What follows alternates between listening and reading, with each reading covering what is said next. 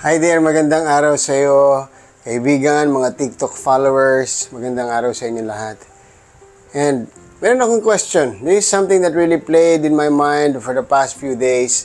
And ito rin yung madalas kong naririnig. Naranasan mo ba yung palagi ka nagtitiis, no? Like nasasaktan ka sa relationship nyo, sa buhay mag-asawa, lagi ka na lang yung nasasaktan. And tinitiis mo na naman. Alright, pero isang araw pagising mo parang wala ka na lang maramdaman. Parang immediately or nag-numb ka. Parang bakit hindi na ako nasasaktan?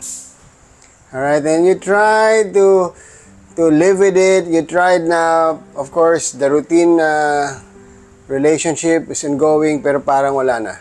Biglang nawala yung nararamdaman mo. Okay, so kung nararanasan mo yun, meron akong sagot sa iyo. And this is something very, very real. Very, very true. Okay, so please watch this video up to the end para mas maintindihan mo. Alright, based on studies, lahat po pala tayo ay may tinatawag na love tank. Alright, o yung lalagyan, tank. Okay? Lalagyan ng pagmamahal, ng pag-ibig. And everything we do to our spouse, to our wife, to our husband, the good things that we do, it's called a deposit. And the wrong things that we do is called a withdrawal. Okay? Para mas madali pa nating maintindihan, palitan natin yung word from love tank, tawagin natin siyang emotional bank account. Okay? Emotional bank account. So, lahat pala tayo mayroong bangko. Emotional banks na nandito sa ating puso. Okay? So, ako may emotional bank, yung wife ko may emotional bank, tayong lahat mayroon. So, every good things that we do is a deposit. And every wrong things that we do to each other is a withdrawal. Alright? So, this is very, very true. Okay? Na pag-aralan, napatunayan. Kaya nga po, I created a series, okay, which is makikita nyo po dyan, sa orange box. It's called Wika ng Pag-ibig. Alright, so this is very, very important because the Wika ng Pag-ibig or the love language is actually a deposit. Okay? And every time we do something wrong, we need withdraw natin. So, ganun po yun. That's why, dapat, mas marami po ang deposito kaysa withdrawal, no? So, sino dito nakaka-relate? Na one time lang papasok ng sweldo, araw-araw or very regularly withdraw, mamaya wala nang laman. Okay? So, dapat mas madalas kang nagde-deposit, meaning you're actually showing your love through the love language of your spouse more often than doing something wrong. Okay, we're not perfect. Wala po kahit isa sa atin na perfecto. Magkakamali at magkakamali tayo at one point in our life.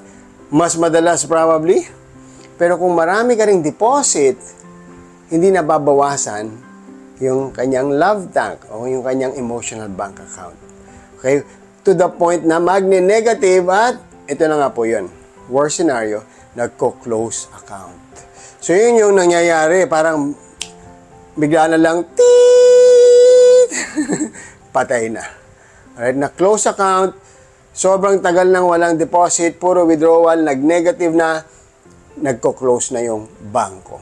Okay? Which is, I'm sure maraming naka-experience sa atin nang maklosean tayo ng account sa bangko because kinain na lang ng kinain yung laman because of nag-below minimum na yung average daily balance or ADB, then, nag-close na lang siya ng kusa. Okay? So, yung pong gusto kong mensahe sa lahat. Kumusta po ang inyong deposito sa inyong spouse, sa iyong husband, sa iyong wife? Are you depositing more than you're withdrawing? Or the other way around? Panay ang withdraw mo, panay ang gawa mo ng mali. Alright, mga lalaki, wala kang ginawa kundi maglaro ng ML. Kaya wala kang ginawa kundi singhalan mo, sigawan mo yung asawa mo. Ano ba? Alam mo yun? Alam mo yung pagdating niya, pagod siya, namalengke, naglaban, etc. Pagdating mo, nakasimangot ka, sisigawan mo pa. Alright, those are withdrawals. Okay? So, ano yung deposito mo? When was the last time you had a deposit? At gaano kalaki yung deposit? Oh, nagde-deposit naman ako, pero papiso-piso. Okay? Tapos pag nag-withdraw ka, 30 pesos, 50, 500 pesos kada withdraw. Deposit, 1 peso. Alright? Again, this is just analogy, pero this is real. Okay, nakita ko po sa sobrang dami ng mga nakakausap ko at napag-aralan ko. The emotional bank account is real. So are you doing more deposits than withdrawals? Alright? Punuin po natin yung emotional bank account ng ating mga spouse. Alamin natin yung kanilang love language. Ano ba talaga yung wika ng pag-ibig niya? Okay, dun tayo magde-deposit. Alright? Hindi pwedeng ibang currency ang tatanggapin niya. Meron siyang specific currency para mapuno yung kanyang emotional bank account. So, alamin po natin. That's why we have this series na ginawa ko po. Please check the series para palaging puno ang emotional bank account ng bawat isa. So, pag may mga errors, may mga mistakes, medyo nagka-problema ng konti, withdrawal, hindi masisiro balance, hindi magko-close account. Okay? So, if you have more questions, please feel free to follow me. Check all the videos I created about marriage, about relationships, about love. And every Monday, Wednesday, Fridays po, 10:30 p.m. to about 12 midnight, I'm doing a live, free coaching on marriage and relationships. Okay, so please join me on the live. So, kaya kailangan i-follow nyo po ako. At pagdating ng 10:30, MWF, make sure you're available.